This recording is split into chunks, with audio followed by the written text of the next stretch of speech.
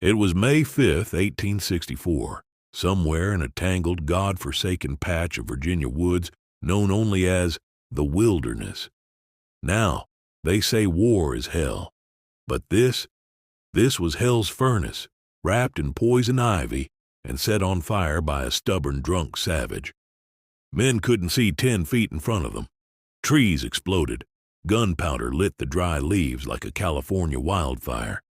It was so smoky, you couldn't tell if the guy next to you was your buddy or your executioner. And when the musket balls weren't killing you, the forest fires were burning you alive. I mean, talk about hell on earth. This was the first clash between Ulysses S. Grant and Robert E. Lee. Two names you probably remember from high school history class. But these two Civil War generals, they were the real deal. Grant and Lee weren't just generals. They were symbols, icons, walking, talking metaphors for everything tearing the country apart, but also everything that would bring it back together. Let's start with Robert E. Lee.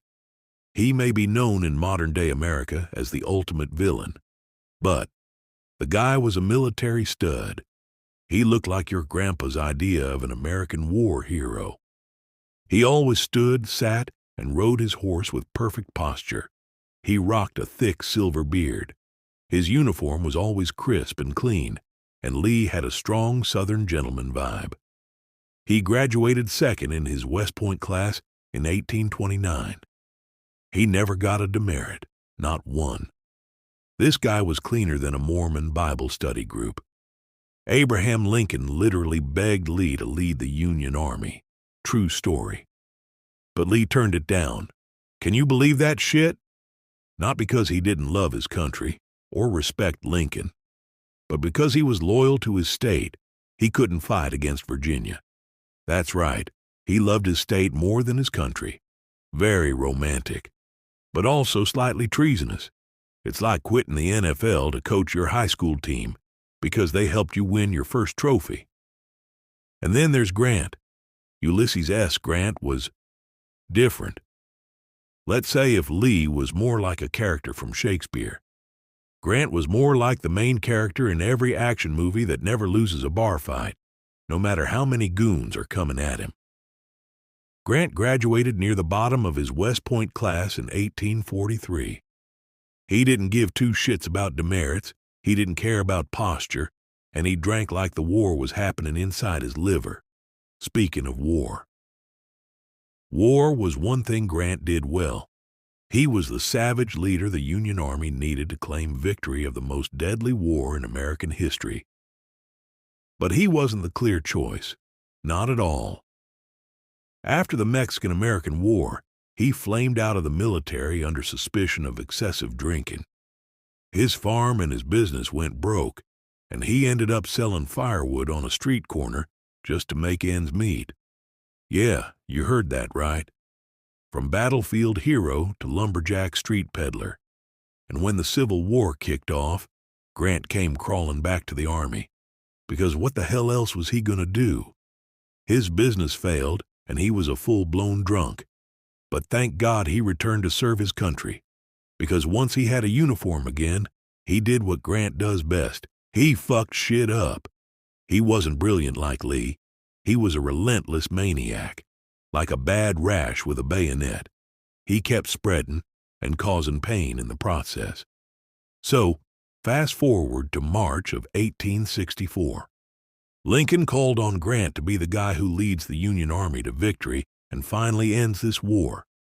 And why did Lincoln choose the savage drunk? Because Grant doesn't quit, and because everyone before him did. Seriously, being the Union general before Grant was like playing a mixture of musical chairs and Russian roulette. Just boom, gone, next, boom, gone, next again, and again. It was a problem. Now picture this. Grant shows up at the Wilderness with a beard full of cigar ashes, his pants covered in blood and mud, and an army the size of Costco on Black Friday. Lee is waiting in the woods like a Southern Batman, ready to strike. And for 2 days, 2 bloody, brutal days, these men ripped each other apart in conditions so insane They make giving birth seem like a spa treatment. The trees are exploding, the smoke is blinding, and the battlefield's turning into one big human barbecue. It was a bloodbath, a goddamn nightmare. Grant loses 17,000 men. That's more people than your average NBA arena. Lee loses 11,000 men. It's a gut-wrenching blow to both sides. A draw, technically, considering the size of each army. But here's the gangster move that made Grant a legend and a hero. Grant doesn't retreat. He just turns to his men, lights another cigar, and says, "We'll fight it out on this line if it takes all summer."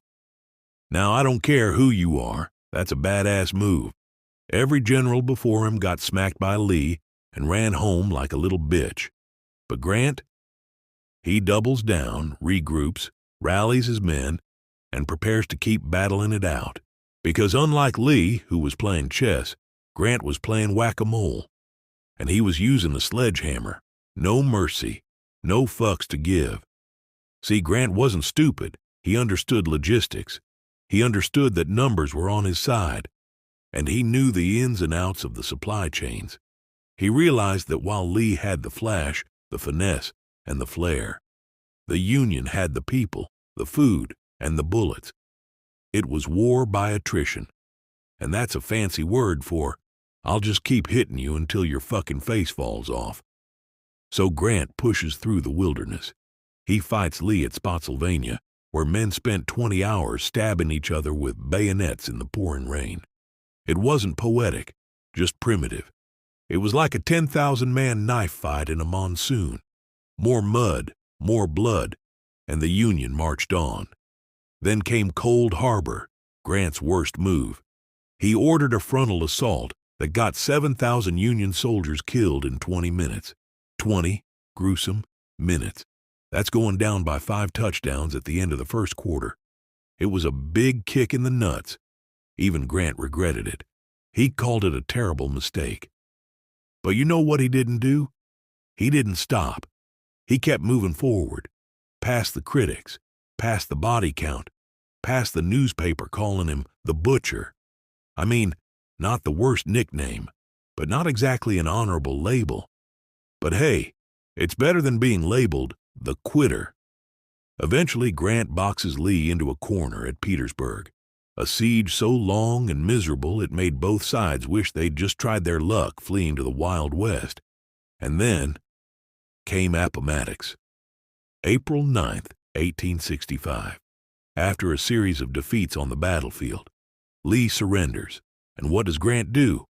He shows up in a private's coat, covered in wet blood and dry mud. No musket, no sword, no drama. While Lee, dressed to the nines like he's attending the Confederate prom, prepared to lose with dignity. Grant lets Lee's men go home and let them keep their lives. But he kept their horses. He kept their pistols.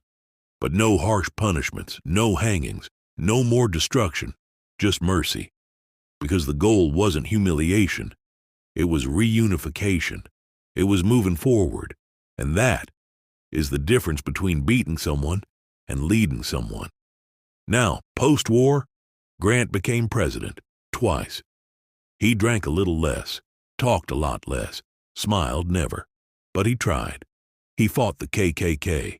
He rebuilt the country.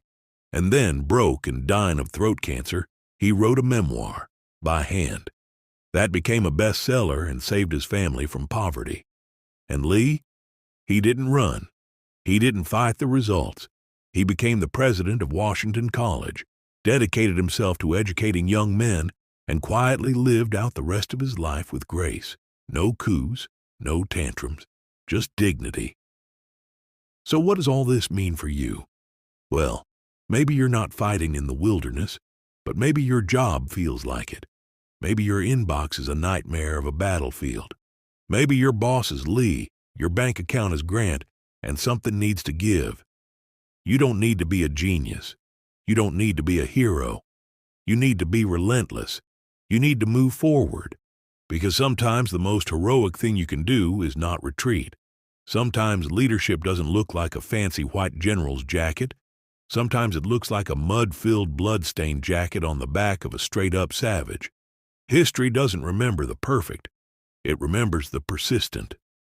So this Monday, when the smoke rolls in and your calendar looks like Cold Harbor, light up a metaphorical cigar, square your shoulders, and keep going. Because you're not here to quit. You're here to win. And that's your Monday morning motivation.